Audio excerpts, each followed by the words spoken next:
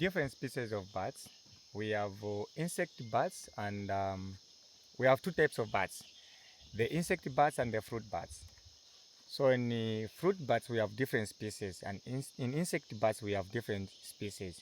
So now we are talking about the bats that come to Kasanka every year from October to December. We call them the straw-colored fruit bats.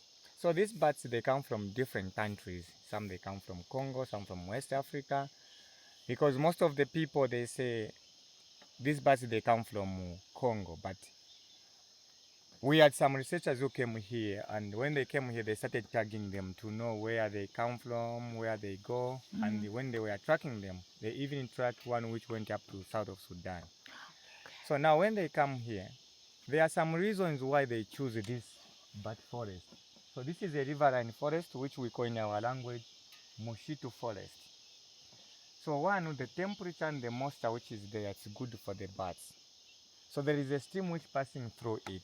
Now, these bats, they are nocturnal mammals. So they are active at night. So every evening, they start taking off and they start going in different directions to go and feed on different varieties of wild fruits and cultivated fruits. Kasanka, Kasanka National Park is surrounded by villages. So it's in the mid of the villages. So when they start going out, they go in woodland to feed on waterberries, wild loquats, which we call in our language masuku fruits, the fig, and then with some they even go outside the park. They go in villages and feed on mangoes, guavas, avocados, and bananas. And early in the morning they start coming back. Because some of these bats, they manage to fly over 100 kilometers in one night just to go and search for food.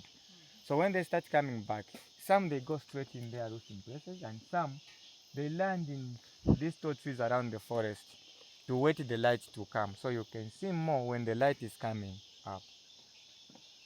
So we have predators for these birds, such as eagles, crocodiles, pythons, also the leopards, they go and eat them. So you can ask why, how the crocs catch the birds. So because of the stream which is passing through it, the crocs, they come through that stream, and when the birds are hanging in trees, because they hang in clusters, so you find that maybe when they're in the tree, they hang in clusters of 30 to 50 of them. Now because of the weight, sometimes the branch break. When the branch break, that's when they fall on the ground, and the crocs, they go and eat them. So sometimes you can see the African fish eagle, crown eagle, long-crested eagle, mussel eagle. We have one nest in those tall trees there for the crown eagle. So they come and catch the bird and they go and feed the chicks. So we have some forest which looks similar to this one, but the birds, they don't go there. So even if we can have fruits the whole year round, definitely the birds will move from this forest, because by the end of December, this area will be flooded, so the temperature and the moisture will change. So now you can see the birds how they are flying now. Yeah, but so it's too early for them to start taking off. I think something disturbed them. Maybe the eagle tried to catch them, or maybe the branch black. And sometimes you can see the albino bat.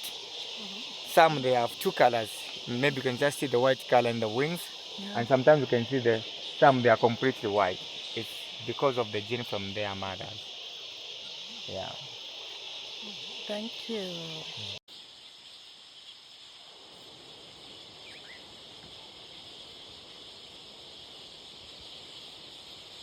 I'm still alive, because in 2018 I will always be with the bats. Have you been beaten by that? Mm. No? Do they bite? Unless if you catch them, Or they and then you bite touch them, yeah. Wow. You know, every